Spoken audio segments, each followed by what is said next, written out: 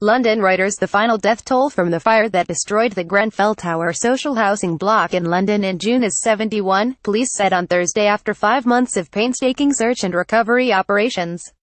File photo. A floral tribute is seen near the Grenfell Tower, which was destroyed in a fatal fire, in London, Britain, July 15, 2017.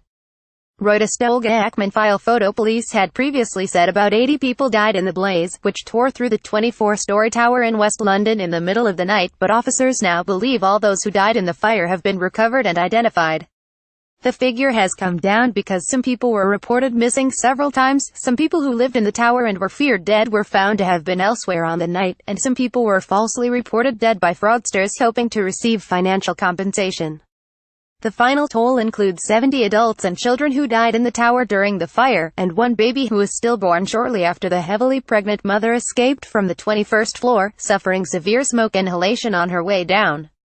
The mother survived. Specialist teams working inside Grenfell Tower and the mortuary have pushed the boundaries of what was scientifically possible to identify people, said Metropolitan Police Commander Stuart Cundy, who is in charge of operations at the tower.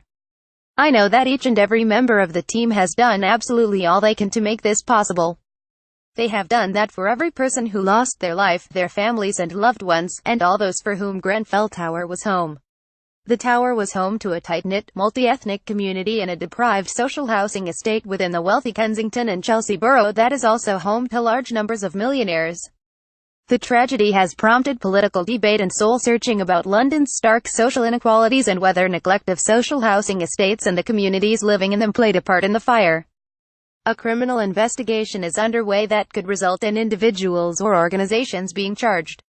A separate public inquiry aims to shed light on any flaws or irregularities in the design, construction or maintenance of the tower. Cundy said that when he first entered Grenfell Tower after the fire, the devastation was such that he feared it would not be possible to find, recover and identify all those who died. Police officers, assisted by forensic anthropologists, archaeologists and specialists in using dental science to identify unknown human remains, searched every flat on every floor and every communal area. The search involved sifting through tons of debris by hand to identify all human remains in the charred building.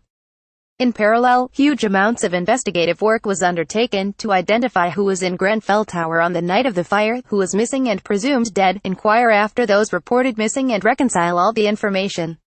One person was reported missing 46 separate times. Some were reported under a number of different names, and even the slightest differences in spelling had to be investigated. Police said that having completed all this work, they now believed it was highly unlikely that anyone remained in Grenfell Tower. Reporting by Estelle Sherbin, editing by Catherine of Answer Standards, The Thomson Reuters Trust Principles.